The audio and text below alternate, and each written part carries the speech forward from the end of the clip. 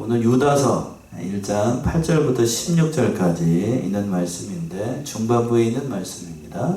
말씀을 통하여서 은혜를 나누도록 하겠는데, 이 본문의 말씀 유다서에서는 그 이단자의 그 실상과 주님의 심판에 대해서 말씀한 대목이에요. 유다가 남다르게 특별히 이단에 대해서 깨닫고 그들에게 하나님의 심판이 임하게 될 것을 예언한 그런 말씀인데, 본문의 말씀 16절까지 세 개로 나눌 수가 있어요. 첫 번째 8절과 10절은 이단자들의 그 죄악상, 그때 당시 특별히 영지주의자들을 염두에 두고 하는 말인데, 그들의 죄악상이 어떠했는지 첫 번째 8절부터 10절, 두 번째는 그 이단자들의 구체적인 영적인 실상 11절부터 13절까지, 마지막으로 그 이단자들의 하나님께서 예수님이 재림하시게 되면 최후의 심판을 받게 된다는 것이 14절부터 16절까지 말씀하고 있습니다. 첫 번째 대지로 와서 이단자들이 어떠한 죄악 가운데 있었는가, 그걸 살펴보도록 하겠습니다. 8절의 말씀인데요. 그러한데 꿈꾸는 이 사람들도 그와 같이 육체를 더럽히며 권위를 업신여기며 영광을 해방하는도다. 예, 그러한데 꿈꾸는 이 사람들도 이렇게 얘기하고 있어요. 앞에서 5절부터 7절까지는 세 가지 유다의 역사적인 신뢰를 들어가지고 하나님의 엄정한 심판에 대해서 경고를 했습니다. 이제 여기서 이제 8절부터 10절까지는 하나님에 대해서, 하나님의 일들에 대해서 무모하게 해방을 임삼는 그때 당시 이단자들, 영지주의자들 염두에 두고 하는 말이에요. 그 이단들의 구체적인 죄악을 얘기를 하면서 그들에게 임할 하나님의 엄정한 심판을 경고하고 있는 거예요. 근데 그들을 가리켜서 뭐라고 얘기를 했냐면 꿈꾸는 이 사람들이라고 했습니다. 꿈꾸는 사람들. 초대교회 당시에 교회를 어지럽히고 있는 그 영지주의자를 가리켜서 뭐하는 사람이라고 얘기하고 있어요? 꿈꾸는 자들이다. 마치 꿈을 꾸듯이, 그러니까 이들이 하나님 앞에서 기도할 때에 마치 꿈을 꾸듯이 무아지경 속에 빠져가지고 불건건한 행실을 가지고 그 하나님께서 주시신 영지를 깨달았다. 그걸 영지라고 얘기를 해요. 영지. 특별한 지식을 깨달았다라고 일삼으면서 마치 우리식으로 얘기한다라고 하면 무당이 푸닥거리 하려고 귀신 신들려가지고 무아지경에서 자기도 모르게 막 하는 말들이 있죠? 이해되십니까? 그것을 하나님의 특별한 영지를 받았다라고 하면서 교회를 어지럽히고 있었기 때문에 그들을 가리켜서 뭐라고 얘기를 했냐면 꿈꾸는 자들이다. 꿈꾸는 자들. 신접해가지고 신비한 체험을 해서 중요하지도 않은 말들, 만약에 하나님을 진실로 만났다라고 하면, 지난 주일에 그랬죠?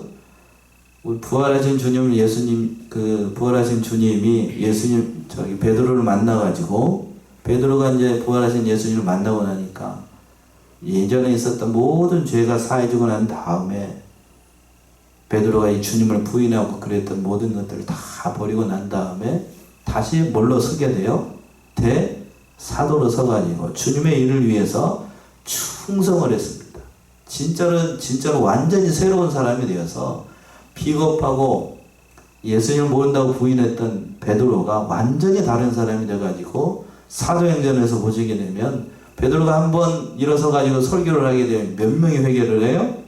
3,000명이.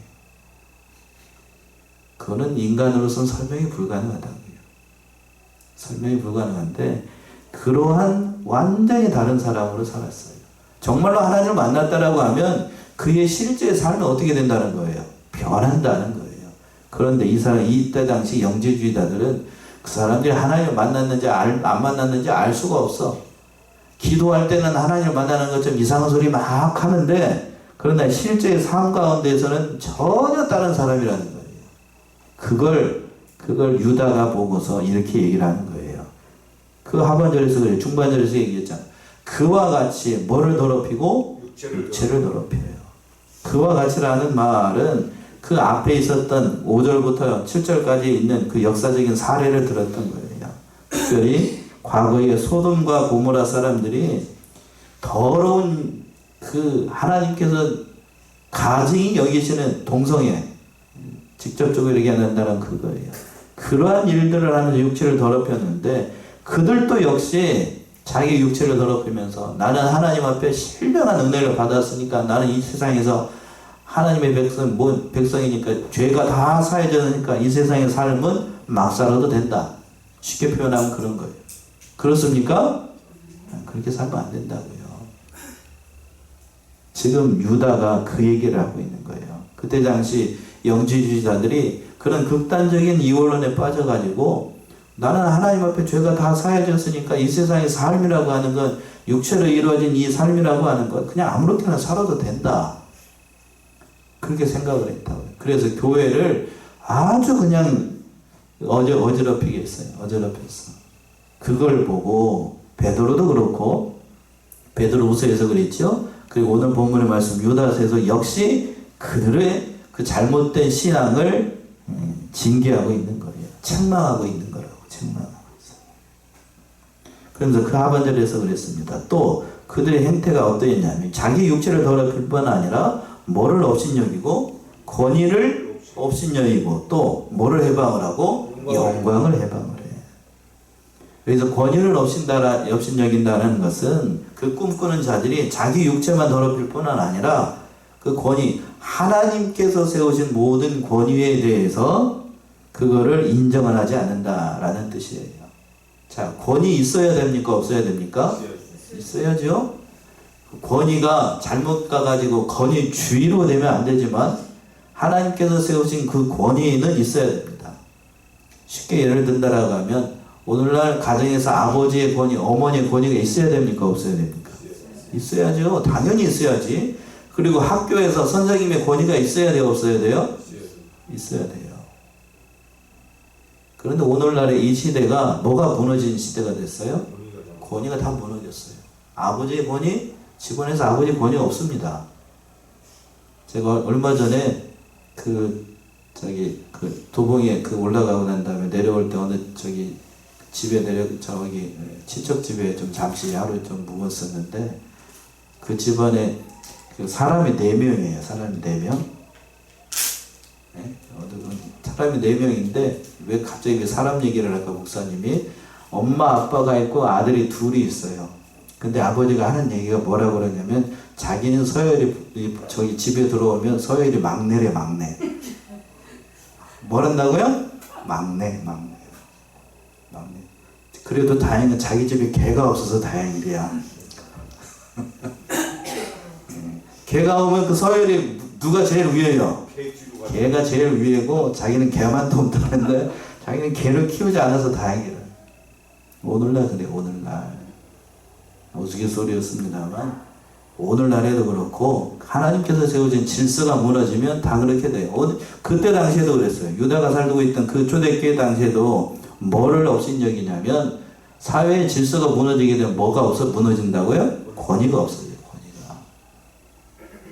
그리고 또 영광을 해방을 해요. 하나님께서 세우신 모든 질서, 교회의 모든 질서, 또 사도들이 세운 그 모든 권위가 다 없어지니까 하나님의 영광이 설 자리가 없는 거죠. 당연한 거 아니겠어요.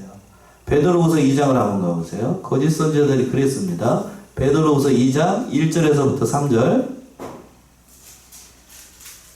베드로후서 2장 1절부터 3절. 그러나 민간에 또한 거짓 선지자들이 일어났었나니 이와 같이 너희 중에도 거짓 선생들이 있으리라. 저희는 멸망케 할 이단을 가만히 끌어들여 자기들을 사신 주를 부인하고 임박한 멸망을 스스로 취하는 자들이라. 여럿이 저희 호색하는 것을 쫓으리니 이로 인하여 진리의 도가 빼방을 받을 것이요 저희가 탐심을 인하여 지은 말을 가지고 너희로 이를 삼으니 저희 심판은 옛적부터 지체하지 아니하며 저희 멸망은 차지하지 않으니라. 예, 그랬죠. 거짓 선지자들이 일으키는 일들에 대해서 사도 베드로는 이렇게 얘기를 하고 있는 거예요. 2절에서 그랬습니다. 여럿이 저희 호색하는 것을 좇으리니 이로 인하여 진리의 도가 뭐를 받아요? 해방을 받아요. 그러니까 하나님의 진리가 서나가지 못하고 오늘 본문의 말씀 유다서에서도 하나님의 영광의 해방을 받아요. 결국 그 모든 일들을 통해서 거짓 선지자들, 특별히 오늘 본문의 말씀 8절에서는 꿈꾸는 자들이라고 그랬어요. 꿈꾸는 자. 잘못된 꿈을 꾸면서 마치 그것이 하나님께서 주신 선한 것처럼 가정하는 건 그는 진리를 회방하는 거고, 하나님께서 세우신 모든 것들을 다 무너뜨리는 일이 되는 거니까 그런 사람들 따라가지 말라고. 또 9절에서는 구체적으로 이제 유다가 예를 들어서 설명을 해요. 천사장 누구를 예를 드는데 9절을 봅시다. 천사장 미가엘이 모세의 사체에 대하여 마귀와 다투어 변론할 때에 감히 해방하는 판결을 쓰지 못하고 다만 말하되 주께서 너를 끊으시기를 원하노라 하였거늘. 예, 천사장 미가엘이 모세의 시체에 대하여서 마귀와 다투어 변론할 때에 이렇게 얘기하죠. 천사장 미가엘은 여러분들 더 잘 아시죠? 예, 우리 정경에는 3명의 천사장이 보통 등장을 하죠. 첫 번째 오늘 본문의 말씀에 있는 미가엘 천사, 그리고 또 두 번째가 누구냐면 가브리엘 천사, 그리고 하나는 타락한 누구? 루시엘, 사단이에요. 사단. 그 미가엘 천사가 누구랑? 타락한 마귀하고 변론을 했습니다. 미가엘은 보통 수호 천사로 우리가 잘 알려요. 이스라엘 사회에서는 자기 민족을 수호하는 수호 천사로. 그리고 요한계시록에서 보시게 되면 그 마지막 최후의 전쟁을 일으킬 때에 하나님께서 주신 그 큰 군대를 거느리고 마지막 전쟁을 임하기 위해서 오는 그 대천사가 바로 미가엘 천사입니다. 미가엘. 그 천사가 누구랑 싸우게 됐다고 지금? 마귀하고 변론을 하게 됐어. 근데 뭐에 대해서 변론을 했냐면 모세의 시체에 대해서 마귀랑 변론을 하게 됐습니다. 이 모세, 우리가 새벽 시간에 신명기에서 살펴봤는데 모세가 이제 하나님의 은혜로 이스라엘 백성들 이끌고 홍해를 건너가지고 가나안 땅에서 40년의 시간을 보내고 요단강 건너편 거기까지 딱 왔어요. 느보산까지 다 앞에까지 딱 왔다. 근데 하나님께서 모세가 그 땅에 들어갈 수 있다고 그랬어요? 없다고 그랬어요? 들어가지 못한다라고 얘기하고 다시 산으로 올라오겠습니다. 그게 느보산인데 거기서 그 가나안 땅만 바라보고 그 인생을 마치게 됐습니다. 인생의 삶을 마치게 됐어요. 그런데 그 죽은 시체가 있잖아요.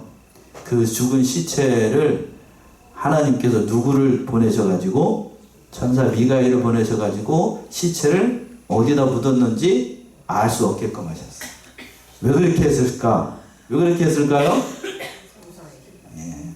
모세의 그 시체나 모세의 무덤이 혹시라도 있게 되면 이스라엘 민족이 가장 존경하는 게 누구라고요? 모세. 만약 모세의 무덤이 있고 모세의 시체가 있다라고 아마 염을 해가지고 이게 모세다, 우리를 인도했던 모세 그러면서 우상이 될 거라고. 우상이 될. 그러니까 하나님께서 모세의 시체를 어디다 묻었는지 알 수 없게끔 하셨어요. 그렇게 할 때에 옆에서 누가 이제 왔었냐면 누가 왔다고요? 대천사자 누구? 미가엘하고 그 옆에서 이 일을 방해하기 위해서 누구? 사단이 왔어요. 사단이 와서 이 일을 방해하려고 하니까 사단이 마귀를 보고 이제 서로 변론을 할 때에 뭐라고 얘기를 했냐면 그 하반절에 중반절에 감히 뭐하는 말을 하지 못했다? 회방하는 말을 판결을 쓰지 않았다는 거예요. 이 말은 대천사 미가엘이 마귀보다도 못해 능력면이나 모든 면에서 못하기 때문에 혹은 마귀를 두려워해서 이렇게 한 게 아니고 그런 거 아니에요. 뭔가 하면 바로 하나님의 주권을 인정하는 거예요. 한다라고 하면 미가엘 천사는 전쟁 천사입니다. 한다라고 하면 마귀 어떻게 할 수도 있죠? 세상 표현으로 얘기한다라고 하면 한 방에 어떻게 할 수도 있습니까? 보내버릴 수도 있다고. 그런데 그렇게 하지 않고 누구에게 맡겼냐면 누구에게 맡겨서 그 하반절에 다만 말하되 주께서 너를 꾸짖기를 원하신다. 하나님께 맡긴 거예요. 누구의 주권을 인정하라는 겁니까? 지금 하나님의 주권을. 그러니까 변론하고 판결하고 회방하는 모든 판결을 하실 분은 사람이나 천사가 아니고 누구라는 얘기예요? 하나님께 있으니까. 그러니까 우리가 누가 어떻다라고 판결하는 건, 판단하는 건 그거는 주제 넘은 거라고. 대천사장 미가엘도 누구를 인정했어요? 하나님께 돌렸는데 감히 인간이 누가 어떻다라고 판단하는 건 그건 옳은 일이 아니라고요. 옳은 일이 아니에요. 예수님도 그랬죠. 판단하지 말라고 마태복음 7장의 1절에서. 그러니까 그 말씀 그대로 지금 누가 얘기를 하고 있는 거예요. 천사장 미가엘이 그 얘기를 하고 있는 거라고. 그러니까 하나님께서 너를 꾸짖기를 원한다. 예를 들어서 설명을 하는 거예요. 그런데 그때 당시에 영주주의 그 이단 거짓 선지자들은 감히 하나님의 주권에 대해서 얘기를 하면서 인간을 판단하고 하나님이 어떠냐 얘기를 하는 건 그건 교만한 말이고 주제넘은 행동이라는 얘기입니다. 그래서 10절에서는 이렇게 얘기하고 있죠. 10절 보시면 이 사람들은 무엇이든지 그 알지 못하는 것을 회방하는도다. 또 저희는 이성 없는 짐승같이 본능으로 아는 그것으로 멸망하느니라. 예, 그래서 이 말을 하는 거예요.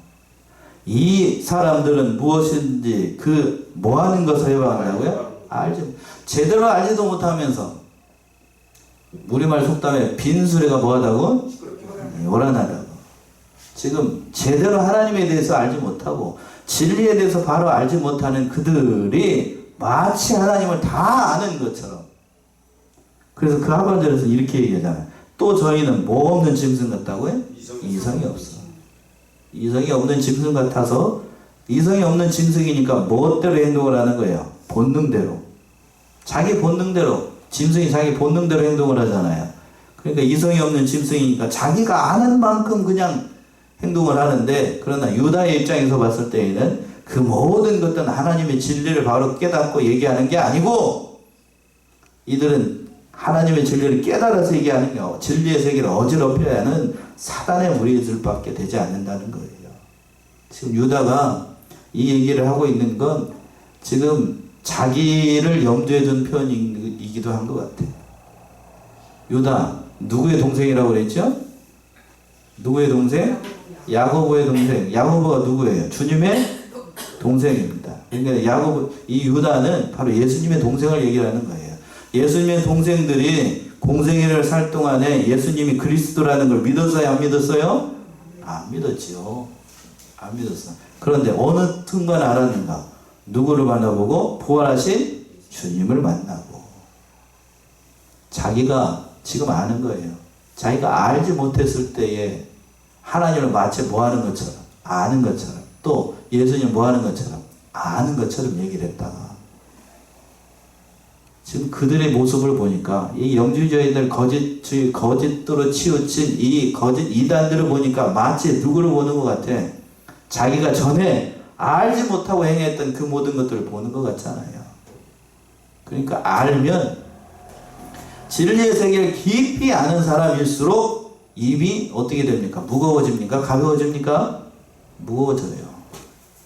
왜? 자기가 아는 만큼 진리의 세계는, 성경의 세계는 보이게 되는데, 그런데 앞에서도 얘기한 것처럼 이 사람들은 그 한량 조금 경험한 것 가지고 하나님의 전체의 모습에 대해서 얘기를 하니까 분별 없는 그런 걸 가지고 마치 아는 것처럼 얘기를 하니까 뭐 없는 짐승 같다라고 얘기를 했냐면 이성 없는 짐승과 같다. 그렇게 얘기를 하는 거예요. 그러니까 참 자기 본능대로 자기 멋대로 행동하는 건 그건 하나님의 징계를 받아서 멸망을 피할 수밖에 없다라고 지금 유다가 이렇게 얘기를 하고 있는 겁니다.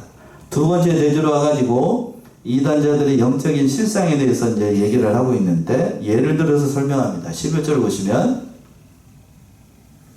하 있을진저 이 사람들이여 가인의 길에 행하였으며 삭슬 위하여 발람의 어그러진 길로 몰려갔으며 고라의 폐역을 쫓아 멸망을 받았도다. 화 있을진저 이 사람들이여. 이 말은 앞으로도 연결을 해도 되고 뒤로 연결을 해도 돼요. 그러니까 앞으로 연결한다는 것은 이성 없는 짐승과 같은 그 사람들, 꿈꾸는 자들, 그들을 염두에 두는 표현이기도 하고, 또 뒤로 연결한다라고 하면 지금 여기서 이 세 사람들, 멸망을 향해서 치닫는 꿈꾸는 자들, 거짓 이상자들을 세 가지 사람이 예를 들어서 설명을 하는 겁니다. 첫 번째는 누구의 길을 행한다라고 되어 있냐면 가인의 길을 행한다. 두 번째는 싹스를 위하여서 누구와 같이 발람의 어그러진 길로 물러가는 것. 그리고 마지막으로 세 번째는 누구와 같이 고라의 폐역을 쫓아 멸망을 받는다. 세 사람 얘기를 하는 거예요. 가인, 그 다음에 발람 선지자, 또 고라당. 이렇게 얘기를 하고 있는 겁니다.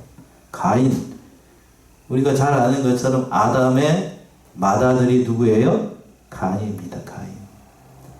근데 가인이 다 시간 관계상 다 얘기를 드릴 수는 없고, 하나님 앞에 제사를 드렸다가 자기의 제사 드린 것은 하나님이 받으시지 않고 누구의 제사만 받았어요? 아벨의 제사만 받으니까 시기가 나가지고 그 동생을 어느 날 불러가지고 들판에서 어떻게 버립니까? 죽였어요. 최초의 살인자가 됐습니다. 그러니까 그 가인의 길로 행했다라는 것은 결국 누구의 길로 따랐다는 거냐면 사단이 사주한 대로, 사단이 행하는 대로, 사단이 이끄는 대로 행했다라는 뜻이에요.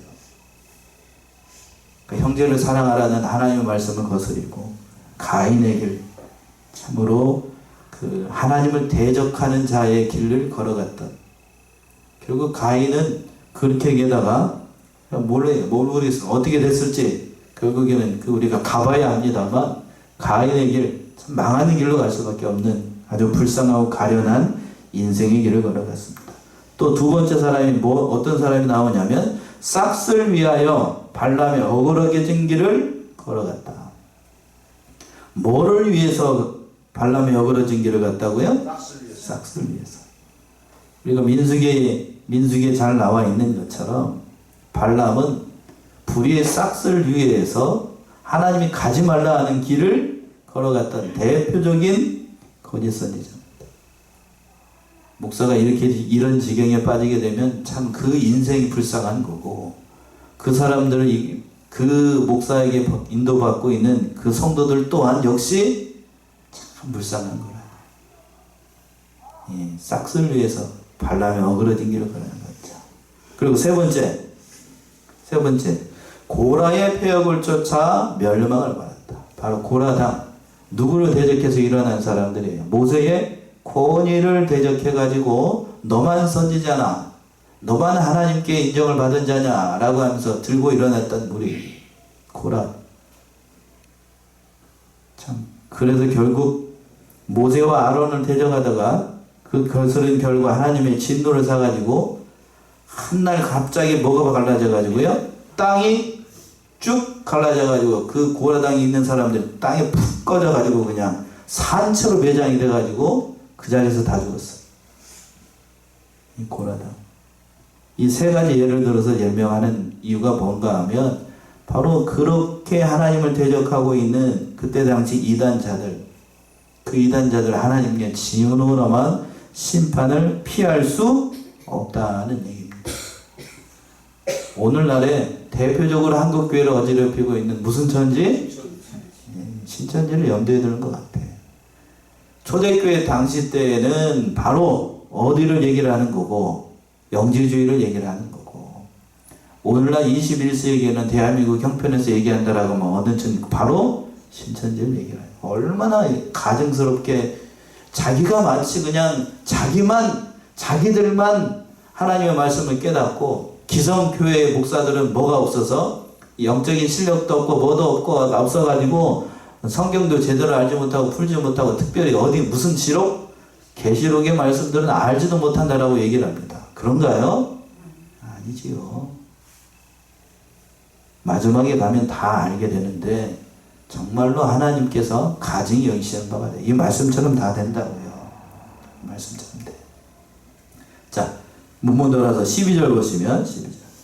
저희는 기탄 없이 너희와 함께 먹으니 너희의 애찬의 암초요 자기 몸만 기르는 목자요 바람에 불려가는 물 없는 구름이요 죽고 또 죽어 뿌리까지 뽑힌 열매 없는 가을나무요. 예, 12절과 13절은 그 사람들, 그 화 있게 되는 그 거짓 이단들을 이 유다가 이렇게 표현을 했는데 참 멋지게 표현을 했습니다. 그래서 제가 지난주에 말씀드렸던 것처럼 수려한 헬라어로 표현을 했다라고 했는데 요 말이에요. 요 말. 우리만 이걸 번역을 해가지고 헬라어의 고급진 말이 잘 안 나타납니다만 참 기가 막히게 국어적으로 얘기한다라고 하면 이 은유법을 써가지고 아주 기가 막히게 표현을 했다고요. 저희는 첫 번째 뭐라고 얘기했습니까? 저희는 기탄 없이 너희와 함께 먹으니 너희 애찬에 무엇이요? 암초요. 기탄이 없다는 얘기는 두려움이 없다, 부끄러움이 없다, 뻔뻔하다는 얘기예요. 그러니까 뻔뻔하게 자기가 마치 뭐 하는 것처럼 선한 사람인 것처럼 가장을 해가지고 애찬하는 자리, 우리 부활절 때 같이 모여가지고 같이 식사를 했잖아요. 초대교회 당시 때에 그 얘기를 하는 거예요. 마치 선한 사람인 것처럼 와가지고 그 자리에 와가지고 같이 웃으면서 먹고 마시면서 뒤에서는 뭐 한다는 거예요. 선하게 있는 믿음 잘 믿는 사람들을 다 꿰어가지고 어그러진 말을 해가지고 결국 그 믿음에서 떠나게 한다는 거예요. 그러니까 애찬에 뭐라고 표현을 하고 있어요? 암초라고. 바다에서 배가 가다가 암초를 만나게 되면 어떻게 돼요? 아무리 큰 배라도 암초를 꽝 하고 부딪히게 되면 어떻게 돼요? 밑바닥에 구멍이 나가지고 결국 배가 침몰할 수도 있잖아요. 그런 사람들이라고. 그런 사람들. 교회 안에 그런 암적인 존재가 있었다는 거예요. 또 뭐라고 표현했냐면 자기 몸만 기르는 목자다. 자기만 생각해. 앞에서 싹스를 위해서 그 얘기를 했던 발람 선지자와 같이 대표적인 거짓 선지자죠. 거짓 선지자. 싹스를 위해서 일하는 사람. 그리고 또 뭐라고 그랬냐면 바람에 불려가는 물 없는 구름과 같다. 구름.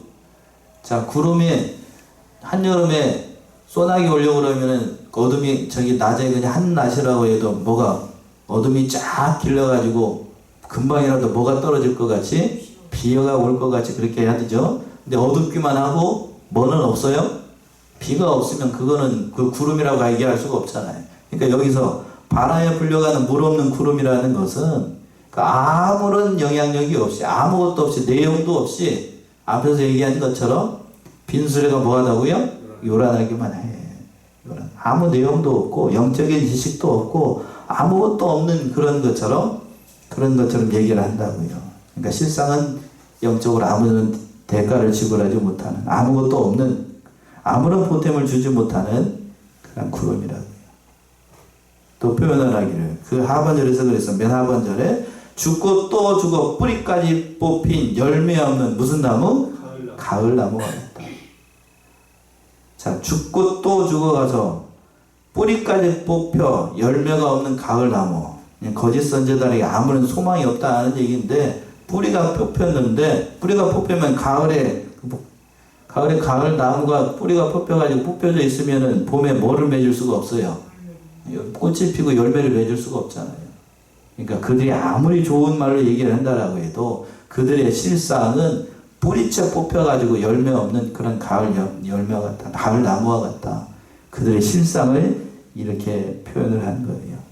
뿌리가 뽑혔다. 이병규 목사님 그렇게 얘기를 하는데 기본적인 진리를 알면서도 그것을 버렸기 때문에 결국 하나님으로부터 회개하고 은혜를 다시 받을 수 없는 자들이다는 얘기를 이렇게 얘기하고 있어요. 맞는 얘기죠. 자, 히브리서 6장이죠. 히브리 6장 4절부터 보시면 히브리 6장 4절에서부터 8절 보시면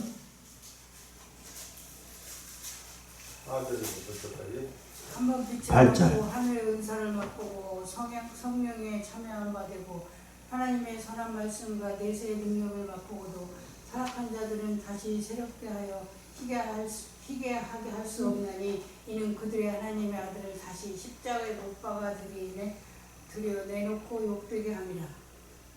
8절까지요. 땅이 그 위에 자주 내리는 비를 흡수하여 밭가는 자들이 쓰기 합당한 처소를 내면 하나님께 복을 받고 만일 가시와 엉겅퀴를 내면 버림을 당하고 저주함에 가까워 그 마지막은 불사름이 되리라. 예. 자, 이 말이 무슨 얘기인가 하면 자, 4절 보세요. 한 번 비침을 얻고 하나님의 은사를 맛보고 성령에 참여한 바 되고 하나님의 선한 말씀과 내세의 능력을 맛보고 타락한 자들은 즉 쉽게 얘기해서 예수를 믿어서 교회 안에서 하나님의 말씀을 믿고 그 영접을 했음에도 불구하고 뭐한 자들, 타락한 자들은 다시 뭐 할 수 없다고요? 새롭게 하여 뭐 할 수 없다. 희게가 아니고 회개할 수 없다. 다시 구원받을 수 없다고. 믿다가 타락하면 그 사람들에겐 뭐 할 기회가 없다고요? 회개해서 돌이킬 기회가 없다는 얘기예요. 고의로 하나님을 떠나서 하나님을 부인하는 자들은 하나님 앞에서 현저하게 욕보였기 때문에 그들은 하나님의 징계를 받아서 오늘 본문의 말씀은 그 얘기를 하고 있는 거예요. 이들은 이단, 왜 이단이라고 얘기를 하냐면 우리말로 이단은 뭐가 다르다는 얘기인가 하면 끝이 달라요. 끝이 달라.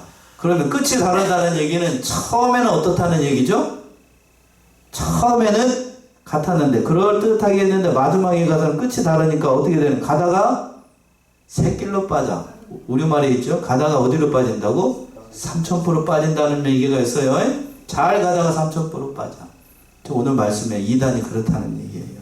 결국 그들은 하나님 앞에 징계를 받아서 마지막 심판의 길을 들어갈 수밖에 없다는 겁니다. 14절 말씀 보시면 13절 자기의 수치의 거품을 뿜는 바다의 거친 물결이요 영원히 예비된 캄캄한 흑암에 돌아갈 유리하는 별들이라. 예, 참 기가 막히게 표현했는데 자기의 수치의 거품을 뿜는 바다의 거친 물결이요. 아무리 바람이 많이 불어가지고 바다에서 큰 파도가 일어난다고 해도 그 얘기를 염두에 두고서 표현을 한 건데 처음에 바다에서 큰 폭풍이 일어나고 대단한 것처럼 얘기를 하지만 바람이 그치게 되면 거품이 어떻게 됩니까? 다 사라지게 되지요. 그러니까 거짓 선지자들 그때 당시 영주주의자들이 얘기하는 것은 금방 뭐가 일어날 것 같고 뭐가 일어날 것 같은데 실상을 보게 되면 아무것도 아니라는 얘기예요. 뒤쪽은 개살거란 얘기예요. 아무것도 남는 게 없다. 그리고 하반절에 그러니까 그런 자들은 영원히 예비된 캄캄한 흑암에 들어갈 유리하는 별들이라. 영원히 예비가 됐다. 쉽게 얘기해서 어디 간다는 얘기예요? 지옥 간다는 얘기예요. 그 사람들. 유리하는 별들이라는 것은 그 의미가 참 중요한데 유리하는 별들, 궤도 없이 떠돌아다니는 그 별들을 얘기를 하는 거예요. 보통 우리는 행성 그러게 되면 태양계는 어디를 중심으로 돌아요? 다 저기 별들이 지구를 중심으로 돕니까? 태양을 중심으로 해가지고 이게 8개 행성들이 이렇게 돌잖아요. 그쵸? 다 도는데 이 유리하는 별들이라는 것은 그런 거 없이 그냥 우주에 떠다녀. 질서 없이 막 떠다닌다고.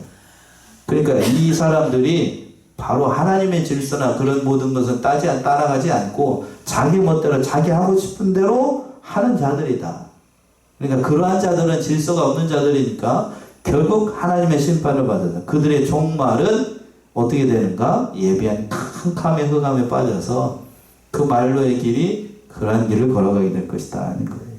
그래서 이제 14절부터 16절까지 그들이 임하게 될 최후의 심판을 예를 들어서 설명을 하고 있습니다.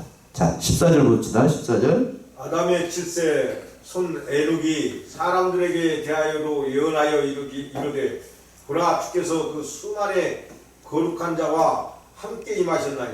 예, 아담의 7세 손 누가? 에녹이 사람들에게 대하여 예언하되. 자, 에녹이라고 하는 사람이 있었어요. 아담의 몇 세 손이라고 했습니까? 7세 손. 우리는 보통 예수 그리스도의 재림에 대해서 성경을 얘기를 할 때 계시록만 얘기를 생각하기가 쉬운데 그렇지 않아요. 이미 누구 때부터? 창세기 때부터 예수 그리스도의 뭐에 대해서? 재림에 대해서 얘기를 하고 있어요.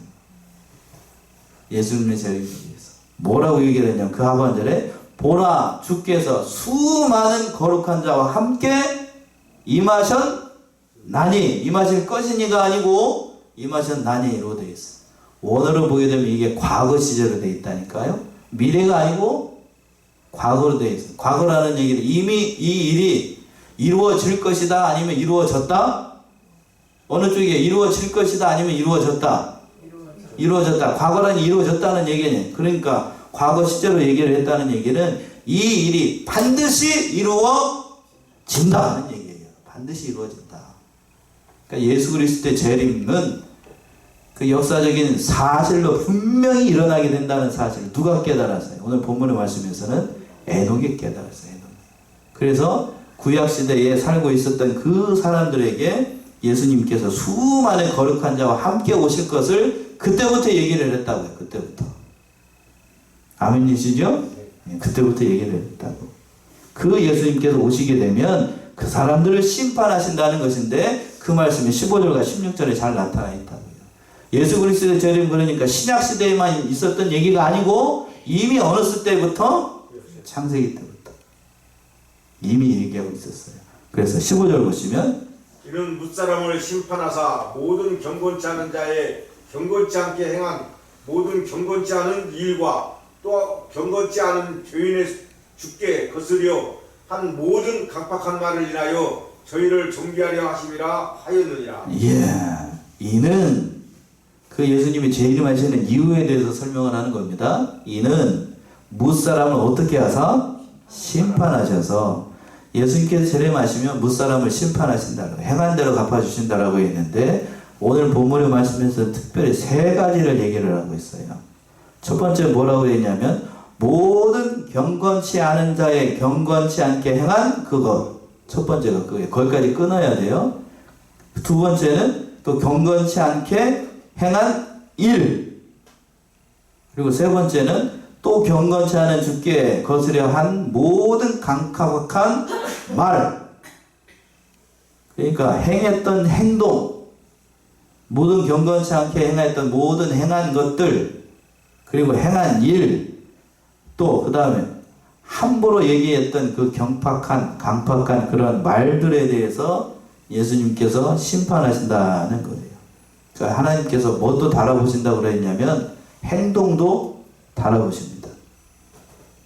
그리고 또 알게 모르게 경건치 않게 행하였던 모든 일들도 사건들도 하나님께서 심판하시는 거고, 마지막으로는 하나님 앞에서 감히 하지 못한 죄악된 말을 했던 것도 하나님이 심판하셔요. 사람의 말은 어디에서 나오는 거예요? 우리 안에서 나오는 거잖아요. 그러니까 이 마음 속에 있는 것들까지 하나님께서 다 판단하신다는 얘기입니다. 자, 여기만 그렇게 되어 있는 게 아니고 시간이 가더라도 마태 12장 가봅시다. 마태 12장 36절 37절 보시면 분명히 말씀하셨습니다. 마태 12장 36절 37절 내가 너희에게 이르노니 사람이 무슨 무익한 말을 하든지 심판날에 이에 대하여 신문을 받으리니 내 말로 의롭다함을 받고 내 말로 정죄함을 받으리라. 예, 분명히 말씀하셨죠. 내가 너에게 이르노니 사람이 무슨 말을 하든지 심판날에 이에 대하여 뭘 받으리라? 신문을 받으리니 내 말로 뭐를 받고? 의롭다함을 받고 네 말로 또한 정죄함을 받으리라. 그러니까 말도 함부로 하면 됩니까? 안 됩니까? 그러니까 함부로 하면 안 돼요. 말도 함부로 하면 안 됩니다. 마지막 16절 이 사람들은 원망하는 자며 불만을 토하는 자며 그 정욕대로 행하는 자라. 그 입으로 자랑하는 말을 내며 이를 위하여 아첨하느니라. 예, 구체적으로 얘기를 하는 거예요. 어떤 무익한 말들을 하는지 이런 말 하면 안 된다는 거죠. 16절 보시면 이 사람들은 뭐 하는 자예요? 원망하는 자예요. 그러니까 마치 보면 애굽에서 출애굽할 때 이스라엘 백성들이 모세를 원망하고 하나님을 원망하다가 결국 그놈의 말 때문에 그 말대로 댕했죠? 말대로 됐어. 또 모아를 토해내는 말을 해요. 불만을 토하는 말을 하는 거예요. 불만은 마음이 교만해지기 때문에 나오는 겁니다. 앞에서 지난주에 말씀드렸던 것처럼 그 루시엘이 타락한 이유가 뭘까? 마음이 뭐했기 때문에요? 사단이 타락한 이유가 뭐예요? 마음이 뭐했기 때문에? 교만해지니까. 누구랑 비기려고? 하나님과 비기려는 마음이 있었기 때문에 결국 그 지위에서 떨어져가지고 하나님께서 피조물 가운데 가장 으뜸되게 누구를 창조했냐면 바로 누구야? 사람보다도 더 중요하게 누구를? 그 천사를 창조했는데 자기 이렇게 피조물 가운데 살펴보니까 자기보다 저기 한 사람이 없어. 딱 한 사람이 딱 한 분 있습니다. 그게 누구예요? 예, 그분 하나밖에 없는 거예요. 그러니까 왜 나를 이렇게 만들어 놓고 이렇게 했는가? 교만한 마음 품다가 결국 나락으로 떨어지게 된 거예요. 그러니까 불만을 토로하면서. 목사님 강의에서도 보니까 그런 이 불만을 토로하는 사람들은 천국에 가서도 불만할 거라고 얘기하십니다. 맞나요? 예. 입에 불만을 달고 사람들은 천국에 가서도 불만할 거라고. 누가 불만했던 것처럼? 사단이 불만을 토했던 것처럼. 그런 사람들 하나님의 나라에서 옳다 인정을 받지 못해요. 그러면서 또 그 하반절에서 또 그랬습니다. 멋대로 행하는 사람들, 그 정욕대로 행하는 사람. 그리고 또 그 입으로 자랑하는 말을 하는 사람. 마지막으로 뭐를 위해서 아첨하는 사람? 이를 위해서. 여기서 이는 이익을 위해서예요. 이익을 위해서 아첨하는 사람. 이런 사람들 결국 하나님의 심판대 앞에서 그 심판을 피할 수 없다라고 이 유다가 이 얘기를 하고 있는 겁니다. 그러니까 우리가 이 사실을 깨달아서 거짓 선지자, 오늘날 거짓으로 이 믿음을 잘 지키고 있는 성도들 미혹하는 사례들 잘 분별해가지고 선악간에 진리의 길만을 걸어나가시는 사랑하시는 성안의 성도님들 모두가 되시기 바랍니다. 기도하겠습니다.